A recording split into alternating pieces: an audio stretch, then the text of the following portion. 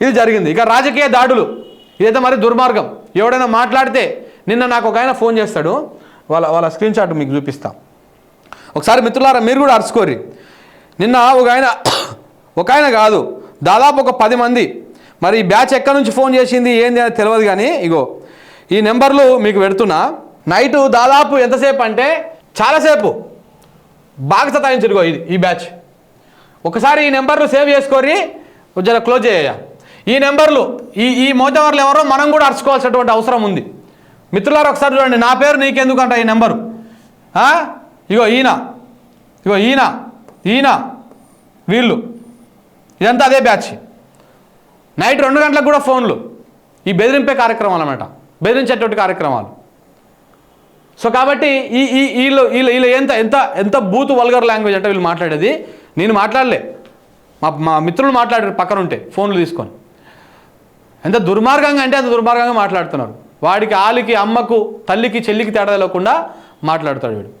So ఇట్లాంటి మూర్ఖులు ఈ సమాజంలో ఉన్నారు. కాంగ్రెస్ గెలవంగానే మేమేదో అయిపోయినాం, మేమేదో ముఖ్యమంత్రులు అయిపోయినాం అనేటువంటి ఫీలింగ్లో ఇక్కడ ఇలాంటి లోఫర్ బ్యాచ్ ఉంది. సో ఈ లోఫర్ బ్యాచ్కి బుద్ధి చెప్పాల్సినటువంటి బాధ్యత ఎంతైనా ఉంది. సో డీజీపీ గారు, తెలంగాణ డీజీపీ గారు మరి ఒకసారి ఆలోచన చేసుకోవాలి. జర్నలిస్టులకు ఇట్లా ఫోన్లు ఏమని చెప్తున్నారా?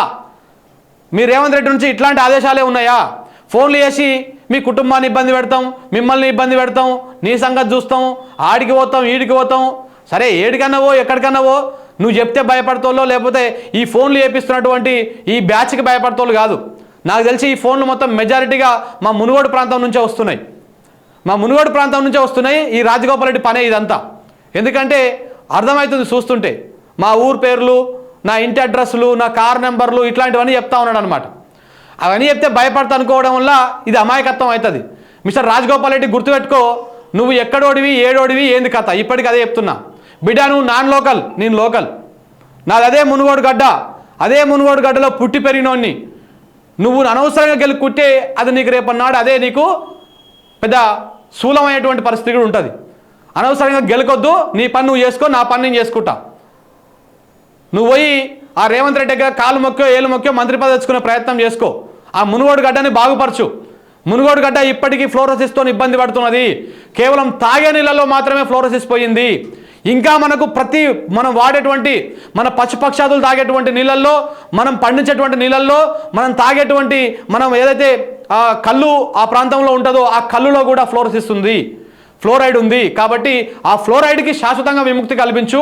దానికోసం నీకు దమ్ముంటే, ధైర్యం ఉంటే ఆ పాలమూరు రంగారెడ్డి మీద ఫైట్ చేసి మనకు రావాల్సిన నీటి వాట తీసుకొచ్చి ఆ డిండి లిఫ్ట్ ఇరిగేషన్ నుంచి మన మునుగోడు నియోజకవర్గంలో 2 రిజర్వాయర్లు ఉన్నాయి. ఒకటి శివన్నగూడెము, ఒకటి కిష్టానిపల్లి. ఆ 2 రిజర్వాయర్లు నింపి సాగునీరుని ప్రతి ఎకరానికి, ప్రతి ఇంటికి, అన్నింటికి సాగునీరు పోయే విధంగా ప్రయత్నం చేయి. దాంట్లో నువ్వు మొగోను అనిపించుకో. ఇట్లాంటి రండ పనులు చేయడం వల్ల మొగోడు కావు, నువ్వు గుర్తుపెట్టుకో. ఇట్లాంటి ఫోన్లు వేసి బెదిరిస్తే, ప్రశ్నిస్తోలని అదేదో వేసేసి బెదిరిస్తే బెదిరిపోతారు అనుకుంటే అది నీ అమాయకత్వం అవుతుంది, అది నీ మూర్ఖత్వం అవుతుంది. రేపు నీ ముడ్డి కిందికి, నీ కుర్చీ కిందికి నీళ్ళు తెచ్చుకోవడం అవుతుంది. అంతకు మించి ఇంకేం కాదు. నేను భయపడుతోని కాదు, నేను అస్సలు భయపడుతోని కాదు. గుర్తుపెట్టుకో, నా ఊరు తెలుసు నీకు, ఈ బ్యాచ్కి తెలుసు, ఈ అందరికీ తెలుసు కూడా. నువ్వు ఏడికెళ్ళో నగరేకల్కెళ్ళి వచ్చి నా మునుగోడు గడ్డను వెళ్తున్నావు బిడ్డ, గుర్తుపెట్టుకో. మళ్ళా తోక ముడిచిపిచ్చి మళ్ళీ పారగొడతాం మేము. నువ్వు ఏం చేసినావు ఈ మునుగోడు గడ్డకు తెలుసు. 4 సంవత్సరాలు నువ్వు ఎమ్మెల్యేగా ఉన్నావు, పీకి కట్టగట్టింది ఏమి లేదు. మళ్ళీ ఇప్పుడు గెలిచినావు, ఏమీ లేదు. ప్రజాపాలన అంత పెద్ద ప్రోగ్రాం నడిచింది.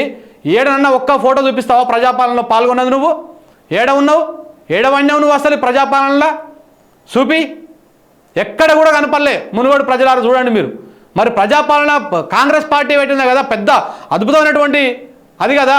మరి ప్రజాపాలనలో వచ్చి మరి ప్రజలకు అందుబాటులో ఉండాలి కదా. ఏడ ఉన్నాడు, ఎక్కడ పోయింది ఇన్ని రోజులు? ఏడ దాచిపెట్టుకున్నావు? నియోజకవర్గంలో ఎందుకు తిరుగుతలేవు?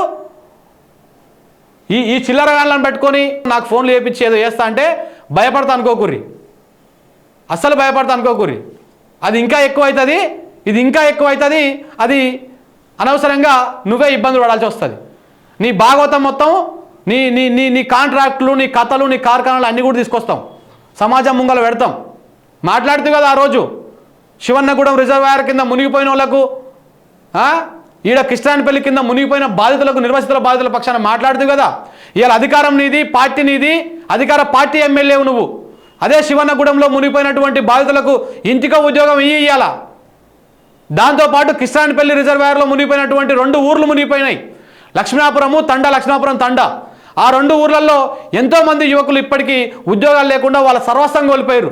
వాళ్ళకు ఒక ఉద్యోగం కలిపి వాళ్ళకు ఫ్లాట్లు ఇస్తానికి గత ప్రభుత్వం ఇయ్యలేవు. నువ్వు ఇచ్చి ఆ మాట నిలబెట్టుకో దమ్ముంటే. ఆ పని చేయరాదు, ప్రజల పని చేయి.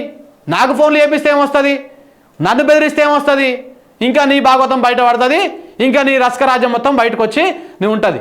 సో 100% నువ్వు ప్రజలకు అందుబాటులో ఉండు నిన్ను గెలిపించినందుకు. ఆ పని చేయి. ఆ పని చేయకుండా ఇంకేదో చేసి ఏదో భయపెట్టిస్తా ఏదో చేస్తా అంటే ఆగిపోతాడు, అక్కడనే మిగిలిపోతాడు, వెనకకు అవుతాడు అని చెప్పేసి కలలు కంటే బిడ అది ఇంకెక్కువ అవుతుంది, గుర్తుపెట్టుకో. రైతు బంధు రాలే ఇంకా మన నియోజకవర్గంలో కూడా. దాని గురించి మాట్లాడు చేతనైతే.